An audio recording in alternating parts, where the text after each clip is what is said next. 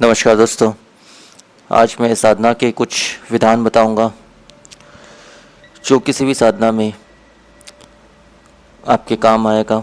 वैसे ये वीडियो मैं नए साधकों के लिए बना रहा हूँ, जो साधना क्षेत्र में जिनको सफलता किसी न किसी वजह से नहीं प्राप्त हो पाती है।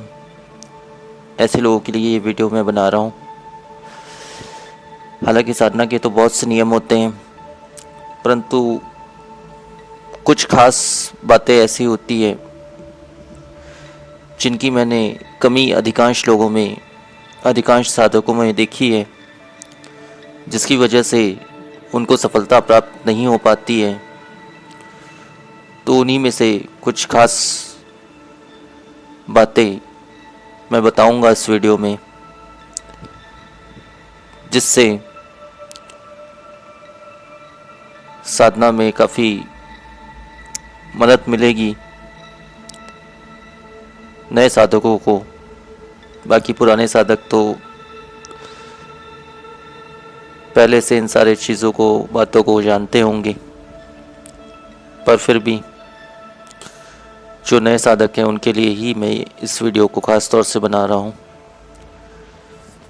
इसमें सबसे बड़ी जो साधकों में मैंने कमी देखी है वो है आसन सिद्धि।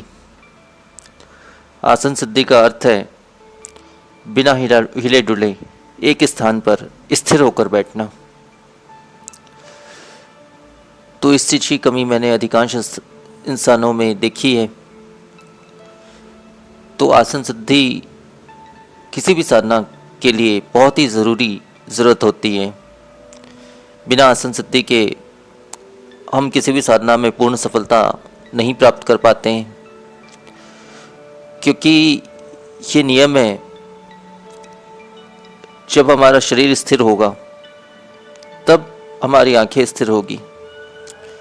जब हमारी आंखें स्थिर होगी किसी एक जगह में, तब हमारा मन स्थिर होगा। और जब तक मन स्थिर नहीं होगा हमारा, तब तक उस साधना में पूरी तरह से हमारा मन नहीं लग पाएगा, जिसकी वजह से वो साधना सिद्ध नहीं हो पाएगी। इसलिए आसन सिद्धि बहुत ही ज़रूरी है। आसन सिद्धि के लिए यही कहूँगा कि आप इसका अभ्यास करिए। बिना अभ्यास के तो कुछ भी संभव नहीं होता है। तो कम से कम आप एक आसन में, कोई भी आसन आप चुन लीजिए।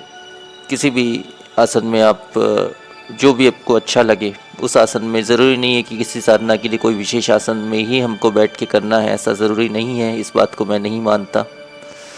तो जो भी आसन आपको अच्छा लगे और जिसमें आपको सुविधा हो, उस प्रकार का आसन आप चयन कर लीजिए अपने लिए। और उस आसन पर आप लगभग 2 घंटे, कम से कम 2 घंटे बिल्कुल स्थिर होकर बैठने का अभ्यास करिए। शुरुआत में थोड़ी सी तकलीफ़ हो सकती है, हाथ पैर में दर्द हो सकता है, पीठ में दर्द हो सकता है, पर वो धीरे धीरे अभ्यास के साथ आपका आसन सिद्ध हो जाएगा और आप बहुत ही आसानी से 2 घंटे या उससे ज़्यादा भी आसन में बिना हिले डुले स्थिर होकर बैठ पाएंगे। अब इसके अलावा दूसरी जो चीज़ होती है वो विश्वास की कमी होती है। दृढ़ निश्चय। आप साधना तो कर रहे हो, परंतु आपका दृढ़ निश्चय नहीं रहता है उस साधना में। पूर्ण विश्वास नहीं रहता है आपको उस मंत्रों में। तो जब तक आपका पूर्ण विश्वास ना हो उस मंत्रों में, तब तक वो साधना में कहीं ना कहीं कमी आ जाती है, कमी होती है। क्योंकि मन की शक्ति से ही हम साधनाओं में पूर्ण सफलता प्राप्त कर सकते हैं। जब हमारा मन ही कमज़ोर है, जब हमारे मन में ही वो विश्वास नहीं है, उस मंत्र में हमको विश्वास नहीं है कि ये चीज़ होगा भी कि नहीं होगा, तो तब तक हमको साधना में पूरी सफलता नहीं मिल सकती है। इसलिए साधना से पहले या तो साधना करो ही मत, और अगर करो तो दृढ़ निश्चय के साथ कि ये साधना मेरी होनी ही होनी है। ऐसे बहुत सारे साधक हैं और बहुत से लोग में से जुड़े हैं जिन्होंने में से साधनाएँ तो ली हैं, पर 2 दिन 4 दिन करने के पश्चात उन्होंने उस साधना को छोड़ दिया, कहा कि ये साधना हमसे नहीं हो सकती, दूसरी साधना तो जब वो एक ही साधना नहीं कर पा रहे तो दूसरी साधना में भी वही समस्या आएगी। जब उनको दृढ़ निश्चय, दृढ़ विश्वास है ही नहीं, तो कोई भी साधना को वो ऐसे इंसान नहीं कर पाएंगे। तो इसलिए दृढ़ निश्चय और दृढ़ विश्वास की बहुत ही ज़रूरी है। अपने मंत्र पर, अपने आप पर, अपने इष्ट पर, अपने गुरु पर दृढ़ निश्चय होना बहुत ही ज़रूरी है किसी भी साधना में पूर्ण सफलता प्राप्त करने के लिए। तीसरी जो वस्तु आती है वो मन की एकाग्रता आती है। साधना में तो हम बैठ जाते हैं, परंतु मन हमारा यहाँ से वहाँ भटकता रहता है, मन में पूर्ण एकाग्रता नहीं हो पाती है। तो इसमें भी नियमित अभ्यास करने को मैं कहूँगा। इसके लिए आप ब्रह्म मुहूर्त सुबह 4 से 6 के बीच 20 मिनट का, मात्र 20 मिनट का बिंदु त्राटक करिए। आप लाल रंग की एक बिंदु दीवार पर लगा लीजिए।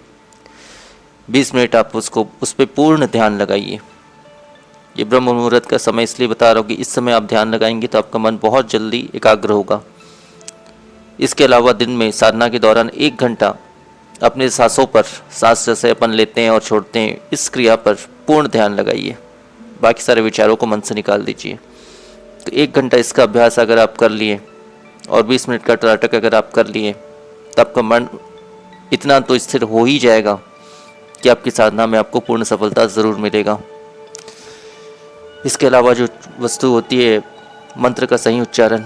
बहुत से लोग ऐसे मिले हैं मुझे जिन्होंने मंत्र देखा है और कागज़ पे लिख लिया और कागज़ पर देखकर उसे पढ़ रहे हैं, उसका पाठ कर रहे हैं।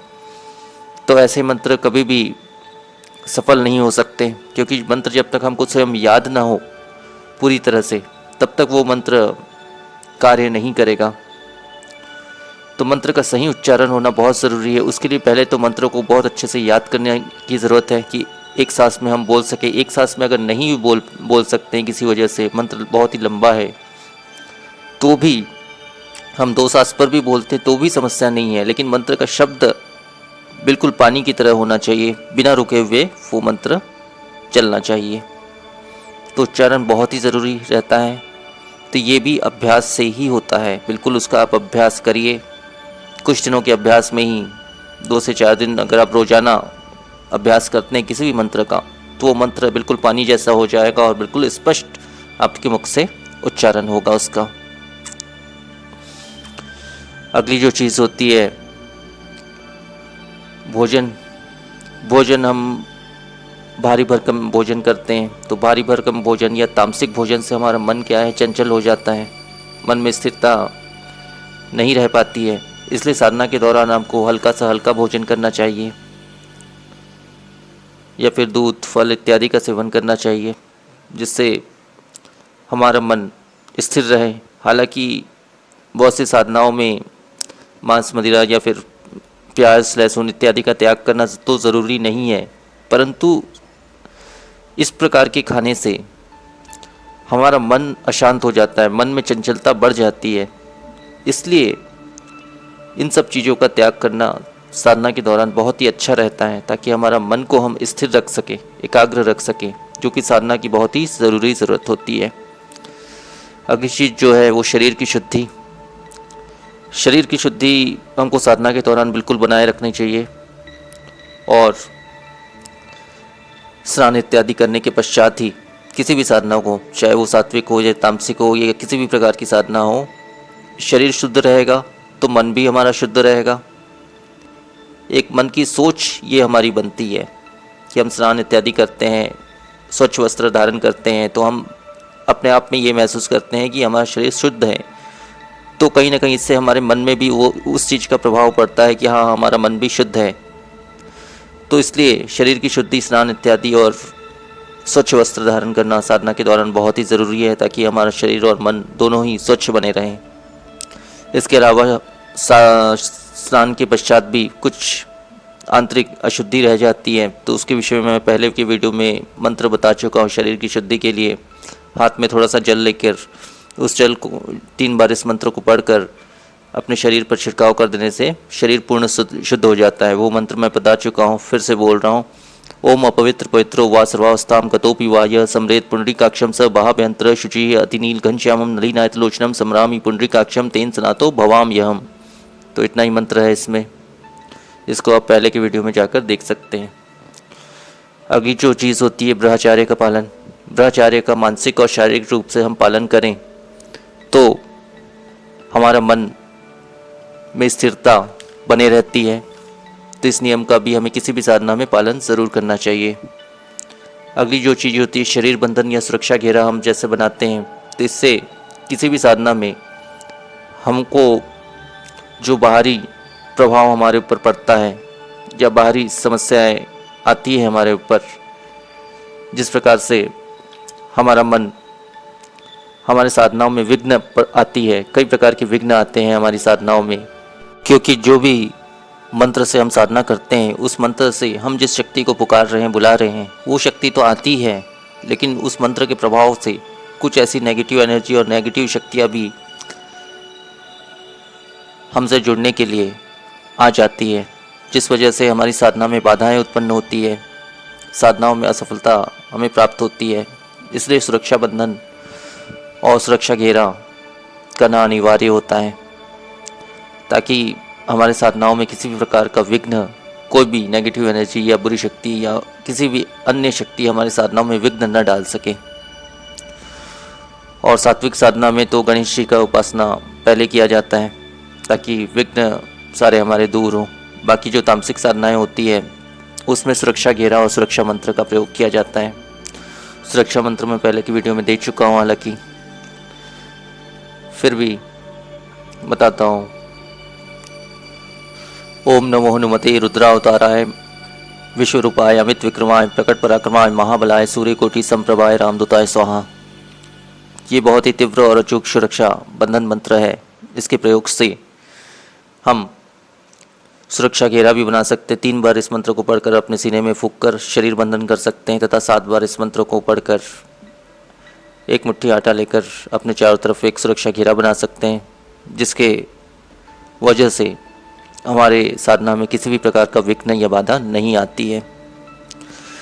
इसके अलावा साधना के दौरान अधिकांश हम आंखें बंद करके साधना करते हैं, परंतु मैं ये कहूँगा कि अधिकांश आप आंखें खोलकर साधना करिए, वो ज़्यादा अच्छा रहेगा, क्योंकि आंखें बंद आंखों से ध्यान ज़्यादा भटकता है। खुली आंखों से ध्यान आपका कम भटकेगा। वो कैसे, वो भी मैं आपको बता रहा हूँ। जैसे आप साधना के दौरान, किसी भी साधना के दौरान दीपक जलाएं या फिर कलश स्थापित किए, तो आप अपना पूरा ध्यान उस कलश पर लगाइए। कलश के सिवा आपका ध्यान, आपकी आंखें कहीं दूसरी तरफ नहीं जानी चाहिए। या फिर दीपक पर ध्यान लगा रहे हैं तो दीपक के लौ पर आप ध्यान लगाइए। साधना के दौरान दीपक के लौ के अलावा आपको दूसरी कोई भी वस्तु नहीं दिखनी चाहिए, केवल दीपक का लौ ही साधना जितने देर आप कर रहे हैं, 2 घंटा या 3 घंटा, आपका पूरा ध्यान उस दीपक के लौ पर होना चाहिए, दूसरे किसी भी स्थान पर नहीं। तो इसमें एकाग्रता हमारी बहुत बढ़ती है और साधना हमारी बहुत जल्द सफल होती है। इसके अलावा हवन के बारे में बताना चाहूँगा कि हवन में हम जल्दी से मंत्र पढ़कर उसमें आहुति चढ़ा देते हैं, परंतु ऐसा हमको बिल्कुल भी नहीं करना है। हमको भले हवन करने में समय लग जाए, 1 घंटा का 4 घंटा क्यों ना लग जाए, परंतु हवन में स्वाहा बोलने के पश्चात ही स्वाहा बोलते बोलते हवन में हमको आहुति नहीं चढ़ानी है। इससे हमारा हवन संपन्न नहीं हो पाता है, अधूरा रह जाता है। तो स्वाहा बोलने के पश्चात ही हमको आहुति चढ़ानी है हवन में। तो इस बात का विशेष ध्यान रखें।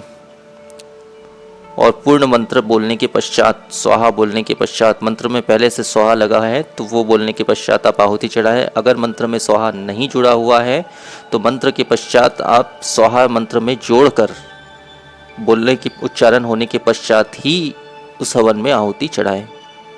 इससे आपका हवन पूर्ण संपन्न होगा।